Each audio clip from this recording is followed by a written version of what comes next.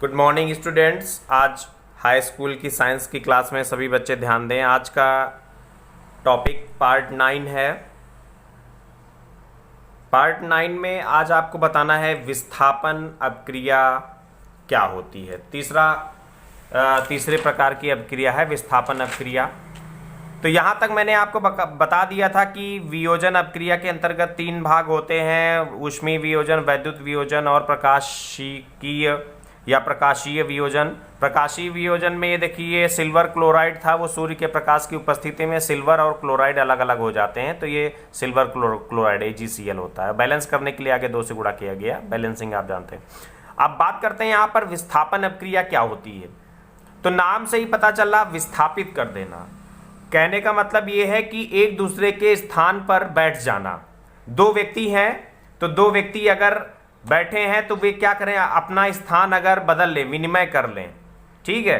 तो इस तरीके से यहां पर यह विस्थापन अपक्रिया कहलाती है। तो परिभाषा देखिए इसकी क्या बनती है: ऐसी अपक्रिया जिसमें अधिक अपक्रिया तत्व कम अपक्रिया तत्व को उसके यौगिक से विस्थापित कर देता है। यानी अभिकारकों में अगर 2 अभिकारक हैं, इन अभिकारकों में क्या होता है कि जो अधिक अपक्रियाशील तत्व होता है वो कम अपक्रियाशील तत्व को उसके यौगिक से विस्थापित कर देता है।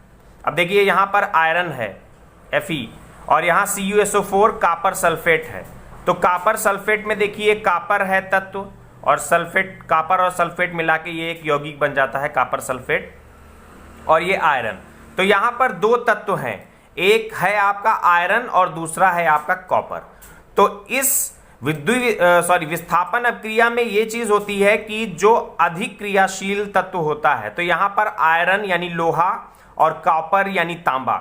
लोहे और तांबे में देखा जाए तो कौन क्रियाशील ज्यादा है? लोहा, क्योंकि वायु में लोहे और तांबे को अगर खुला रख दिया जाए तो लोहे पर जल्दी जंग लग जाती है, मतलब वो अधिक क्रियाशील है।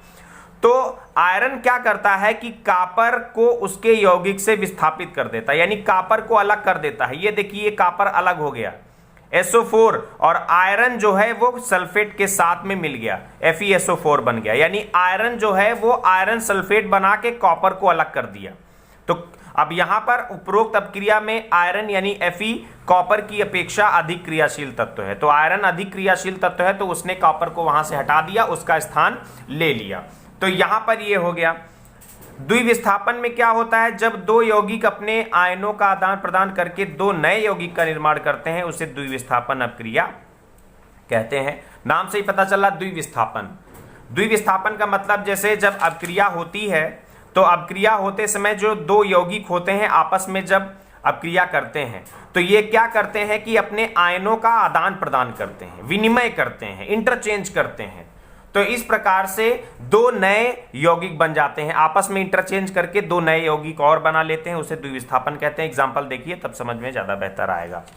एग्जाम्पल इसमें देखिए यहां पर Na2SO4 जिसे बोलते हैं सोडियम सल्फेट, ये एक यौगिक है।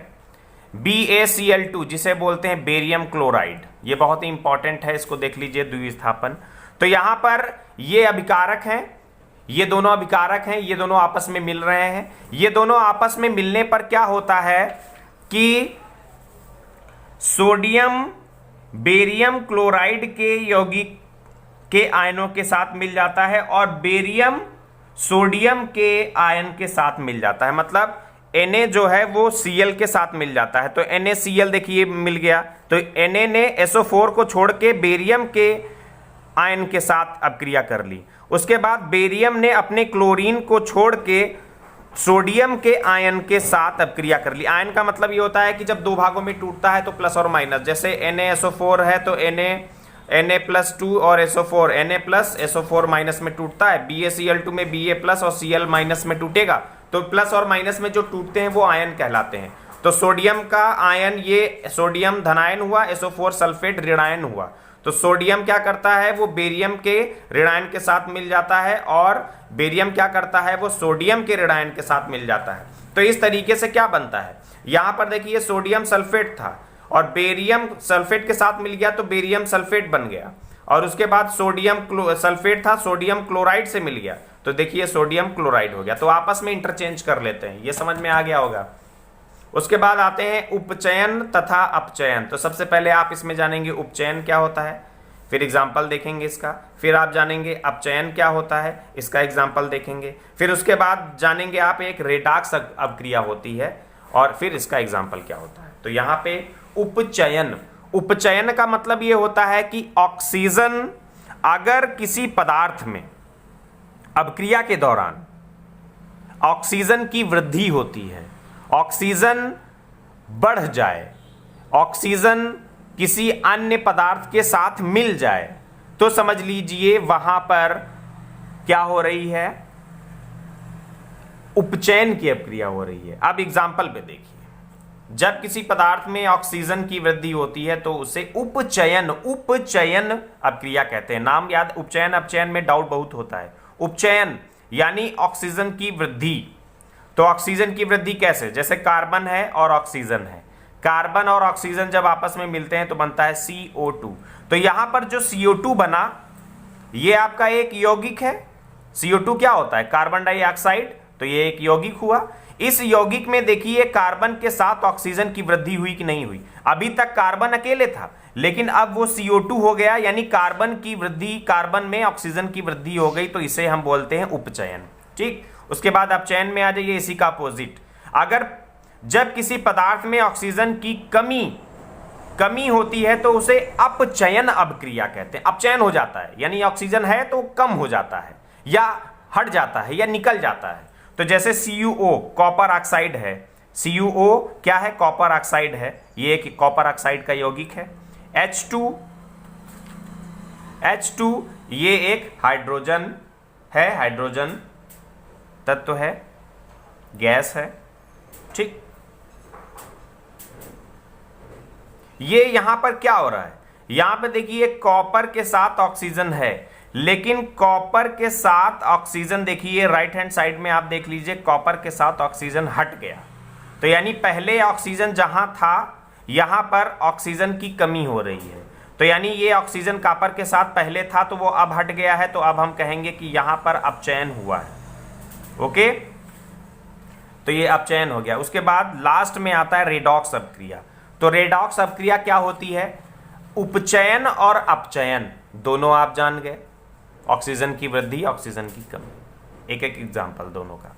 इसके बाद रेडॉक्स अपक्रिया में क्या होता है कि जब कोई ऐसी रासायनिक अपक्रिया जब उसमें उपचयन और अपचयन दोनों ही अपक्रियाएं एक ही अपक्रिया में हो रही हो, यानी रिएक्शन एक हो और लेकिन घटनाएं दोनों हो रही हो, तो वहां पर रेडॉक्स अपक्रिया होती है। समझ गए। अब देखिए इसको, जब किसी रासायनिक अपक्रिया में एक अभिकारक उपचयित होता है तथा दूसरा अभिकारक अपचयित होता है, अपचयित होता है, तो उसे उपचयन अपचयन यानी मिल के हो रहा है ना। उपचयन तथा अपचयन मतलब उपचयन अलग अपचयन अलग, लेकिन उपचयन अपचयन के बीच में डैश लगा दिया गया तो मतलब दोनों अपक्रियाएं साथ साथ, अथवा रेडॉक्स अपक्रिया कहते हैं। एग्जाम्पल में देखिए, जैसे CuO कॉपर ऑक्साइड हाइड्रोजन जब हीट करते हैं, इन दोनों को आपस में हीट करते हैं तो बनता है, कॉपर अलग हो जाता है और H2O जल बन जाता है। ठीक है, ये जल है, मालूम है, लिखा नहीं मैंने, आप जानते हैं, इंडिकेशन थोड़े बहुत तो आपको याद रखने ही पड़ेंगे। तो यहां पर देखिए, यहां पर कॉपर इधर राइट हैंड साइड में देखिए कॉपर अकेले हो गया, तो यहां पर ऑक्सीजन था, कॉपर में ऑक्सीजन हट गया, तो यानी अपचयित हो गया ऑक्सीजन। ये देखिए दूसरी अपक्रिया, ऑक्सीजन अगर हट जाए तो अपचयित। उसके बाद यहां पर देखिए आपका हाइड्रोजन गैस था, उसके बाद यहां पर राइट हैंड साइड में आप आ जाइए तो देखिए हाइड्रोजन के साथ ऑक्सीजन आ गई, तो यहां पर ऑक्सीजन की वृद्धि हुई। लेफ्ट हैंड साइड में हाइड्रोजन अकेले था, लेकिन राइट हैंड साइड में हाइड्रोजन के साथ ऑक्सीजन भी मिल गया, यानी हाइड्रोजन में ऑक्सीजन की वृद्धि हुई, तो उसे फर्स्ट वाली यानी उपचयन। तो यानी हाइड्रोजन के साथ उपचयन अपक्रिया हो रही है और कॉपर ऑक्साइड के साथ अपचयन की अपक्रिया हो रही है। तो रिएक्शन एक है, लेकिन इस रिएक्शन में उपचयन और अपचयन दोनों ही अपक्रियाएं सम्मिलित रूप से एक साथ हो रही हैं, तो हम कहेंगे यहां पर उपचयन अपचयन अपक्रिया या रेडॉक्स अपक्रिया है ये। ठीक, तो पार्ट 9 में इतना ही। सभी बच्चे इतना समझ लेंगे अच्छे से। मैंने हर एक टॉपिक को बहुत अच्छे से बताने की कोशिश की है। तो साइंस में इतना ही। कल मिलते हैं नेक्स्ट टॉपिक पार्ट 10 में। Thank you.